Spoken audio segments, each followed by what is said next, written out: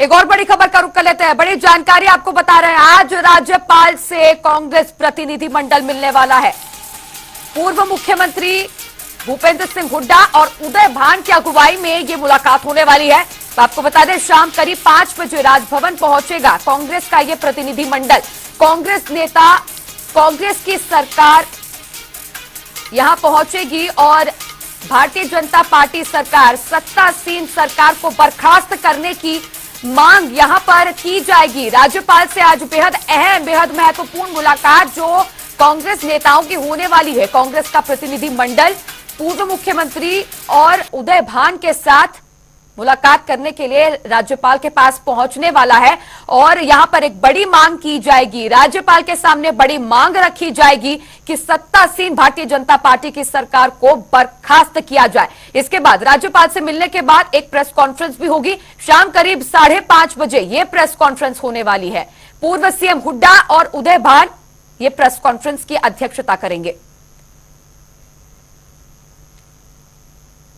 चलिए, और भी ज्यादा चर्चा करने के लिए हमारे साथ हमारे वरिष्ठ संवाददाता पवन सिंवर लाइव जुड़ गए हैं।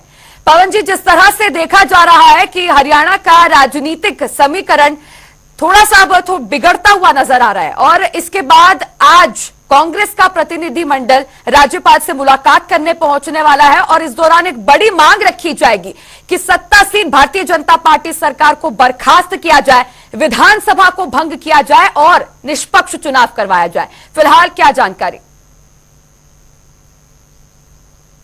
आप बिल्कुल देखिए, पिछले काफी समय से ही लोकसभा चुनाव के प्रचार के दौरान जब 3 निर्दलीय विधायकों ने कांग्रेस को समर्थन दिया था और तीनों निर्दलीय विधायकों ने जब राज्यपाल के पास ये सूचना भेजी थी कि उनका सरकार को समर्थन नहीं है, इसके बाद विपक्ष ने, कांग्रेस ने खासतौर पर हमलावर जो वो सरकार पर विपक्ष रहा था और ये कहा था, विपक्ष की तरफ से कहा गया कि सरकार जो वो अल्पमत में आ चुकी है, सरकार को अब नैतिकता के आधार पर इस्तीफा दे देना चाहिए। इसी बीच जब लोकसभा के चुनाव का प्रचार चल रहा था तो कांग्रेस के जो विधायक दल के जो विधानसभा में उपनेता है आफ्ताब अहमद और मुख्य सचेतक है बीबी बत्रा, वे जो है वो राज्यपाल से मिलने के लिए पहुंचे थे। उस दौरान उनकी राज्यपाल से मुलाकात नहीं हो पाई थी, लेकिन राज्यपाल के कार्यालय में, राजभवन में जो अधिकारी हैं उनको उन्होंने ज्ञापन दिया था और ये कहा था कि सरकार को बहुमत साबित करना चाहिए, सरकार को अपना जो बहुमत का दावा सरकार कर रही है वो विधानसभा में साबित करे। इसके बाद से ही लगातार विपक्ष जो वो ये बात कह रहा है कि प्रदेश की जो नायब श्रेणी की सरकार है वो अल्पमत की सरकार है और सरकार को नैतिकता के आधार पर इस्तीफा दे देना चाहिए। इसी कड़ी में अब जो है वो आज जो हरियाणा के पूर्व मुख्यमंत्री हैं भूपेंद्र सिंह हुड्डा और हरियाणा कांग्रेस के जो अध्यक्ष हैं उदय भान, उनकी तरफ से कांग्रेस के विधायकों के प्रतिनिधिमंडल के साथ राज्यपाल से मुलाकात की जाएगी। कांग्रेस के जो तमाम नेताओं का जो ये प्रतिनिधिमंडल है, ये शाम को 5 बजे हरियाणा राजभवन में राज्यपाल बंडारू दत्तात्रेय से मिलने के लिए पहुंचेंगे। इस दौरान जो एक मांग और एक जो ज्ञापन है वो राज्यपाल के सामने कांग्रेस के नेता करते हुए दिखेंगे। कांग्रेस के नेताओं की ये मांग है कि प्रदेश की सरकार को बर्खास्त किया जाए। अगर सरकार दावा कर रही है कि जो सरकार के पास बहुमत है तो सरकार अपना बहुमत साबित करे। जबकि इसके विपरीत सत्ता पक्ष की तरफ से लगातार ये दावा किया जा रहा है कि विधानसभा का जो संख्या बल है उसके मुताबिक सरकार के पास जो जरूरी आंकड़ा है वो पूरा है। विपक्ष इस तरीके का प्रचार जो वो भ्रामक प्रचार कर रहा है, विपक्ष के पास इस तरीके का कोई तथ्य नहीं है कि सरकार के पास बहुमत नहीं है। बीजेपी के तमाम जो नेता हैं उनकी बात करें तो वो लगातार इस मामले में विपक्ष पर निशाना साध रही हैं, लेकिन विपक्ष जो है वो आज एक बार फिर राज्यपाल से मुलाकात करने के लिए शाम को 5 बजे जो है वो पहुंच रहा है और इसमें जो डेलीगेशन है उसमें भूपेंद्र सिंह हुड्डा और उदय भान के साथ तमाम कांग्रेस के विधायक जो हैं वो मौजूद रहेंगे। इस मुलाकात के बाद 5:30 बजे हरियाणा कांग्रेस का जो चंडीगढ़ कार्यालय है वहां पर भूपेंद्र सिंह हुड्डा और उदय भान संयुक्त तौर पर प्रेस कॉन्फ्रेंस करेंगे और किस मांग को लेकर वो मुलाकात कर रहे हैं और राज्यपाल से उन्हें क्या आश्वासन मिलता है, इसको लेकर मीडिया के सामने जानकारी जो है वो दी जाएगी। लेकिन लोकसभा चुनाव के प्रचार के दौरान से ही जब से कांग्रेस को 3 निर्दलीय विधायकों का समर्थन मिला है उसके बाद से ही कांग्रेस जो है वो लगातार सरकार के अल्पमत में होने का दावा जो है वो कर रही है। इसके साथ ही जननायक जनता पार्टी का गठबंधन जो टूटा, उसके बाद जेजेपी के जो नेता हैं दुष्यंत चौटाला, उनकी तरफ से भी राज्यपाल को ये लिखा गया है कि सरकार के पास बहुमत का आंकड़ा नहीं है। बहरहाल देखना यही है कि आज जो मुलाकात होनी है कांग्रेस के नेताओं की राज्यपाल से, उस मुलाकात में राज्यपाल की तरफ से क्या आश्वासन जो है वो विपक्ष को दिया जाता है, क्या उन्हें जो है वो बात उनकी तरफ से सामने निकल कर आती है। हरियाणा विधानसभा के जो अध्यक्ष ज्ञानचंद गुप्ता है वो स्पष्ट कर रही हैं। उनका ये कहना है कि सरकार के पास बहुमत का पूरा आंकड़ा है और सरकार अल्पमत में नहीं है। विधानसभा का जो संख्या बल है उसके मुताबिक सरकार के पास आंकड़ा जो है वो पूरा है। साथ ही साथ ज्ञानचंद गुप्ता ये भी कह रहे हैं कि अगर विपक्ष को लगता है कि सरकार के पास बहुमत नहीं है तो फिर विपक्ष को अपने जो उनके पास विधानसभा के संख्या के मुताबिक जो संख्या बल उनके पास है उसकी परेड उन्हें राज्यपाल के सामने करवानी चाहिए, हेड काउंट उन्हें राज्यपाल के सामने करवाने चाहिए। लेकिन तमाम जो स्थिति है उसके ऊपर आज जो विपक्ष है वो सरकार को घेरता हुआ दिखेगा और राज्यपाल की तरफ से क्या आश्वासन दिया जाता है, मुलाकात पे क्या बातचीत होती है, ये शाम को 5:30 बजे कांग्रेस नेताओं की होने वाली प्रेस कॉन्फ्रेंस में जानकारी निकल कर आएगी। जी बिल्कुल पवन जी, जिस तरह से बता रहे हैं आप, आज विपक्ष जो है राज्यपाल के पास पहुंचेगा और ये मुलाकात बेहद महत्वपूर्ण मानी जा रही है। साथ ही में एक प्रस्ताव रखा जाएगा कि जिस तरह से कांग्रेस आरोप लगा रही है बीजेपी पर कि बीजेपी की सरकार अल्पमत में है, लेकिन बीजेपी लगातार कह रही है कि आरोप गलत है, बीजेपी की सरकार अल्पमत में नहीं है। अब ये पूरी तरह से राज्यपाल पर निर्भर करता है कि फ्लोर टेस्ट होता है या नहीं। लेकिन बीते दिन जो स्थिति देखने को मिली, बड़ा फेरबदल देखने को मिला।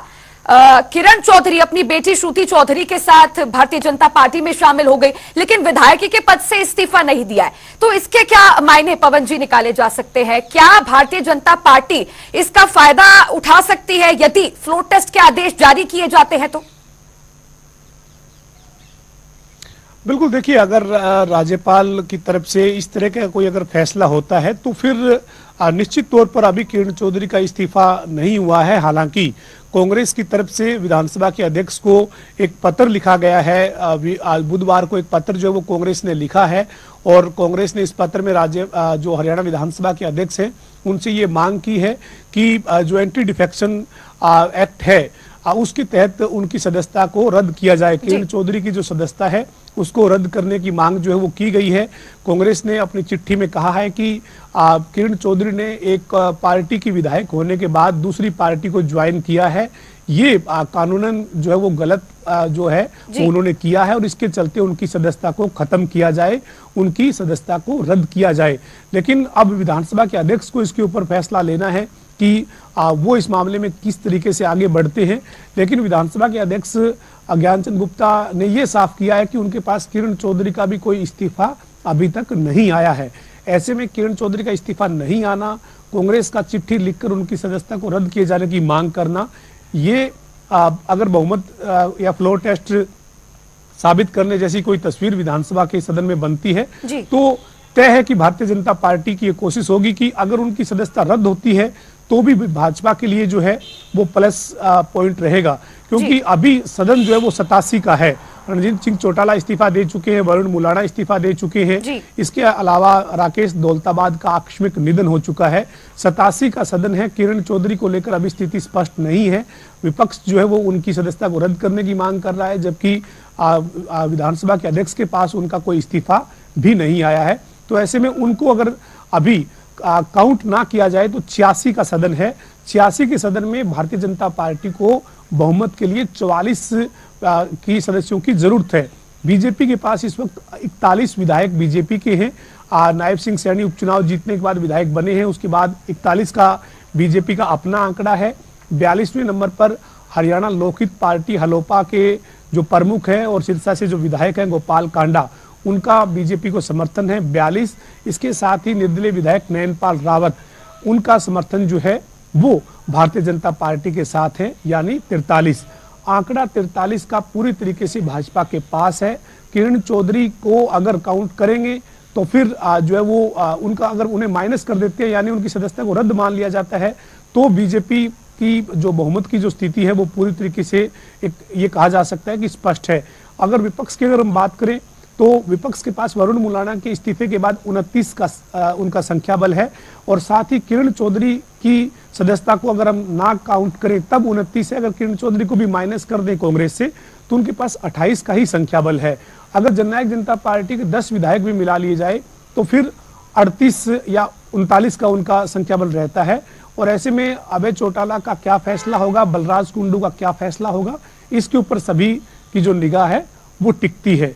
तो ऐसे में जो पूरे जो संख्या बल है, संख्या बल के आधार पर जो हरियाणा विधानसभा का जो संख्या बल का गणित है वो मैंने अभी आपके सामने रखा है, वो आपके सामने मैंने जो है वो साझा किया है। बहरहाल देखना यही है कि राज्यपाल क्या फैसला लेते हैं, क्योंकि राज्यपाल के पास ही अधिकार है कि उन्हें विपक्ष की मांग पर, विपक्ष की चिट्ठी पर, विपक्ष के मुलाकात पर उन्हें क्या तय करना है वो राज्यपाल जो है वही आज जो वो डिसाइड करेंगे।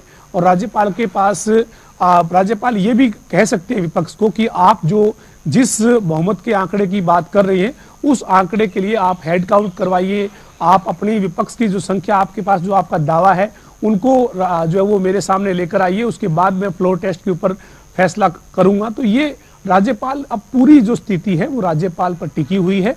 राज्यपाल क्या तय करते हैं ये सब कुछ उसी पर निर्भर करता है। लेकिन आरोप प्रत्यारोप लगातार लोकसभा चुनाव के प्रचार के समय से ही हरियाणा में चल रहा है। विपक्ष के तौर पर कांग्रेस का दावा है कि सरकार अल्पमत में है, जबकि सत्ता पक्ष के मुताबिक उनके पास जो संख्या बल जरूरी है वो आंकड़ा पूरा है।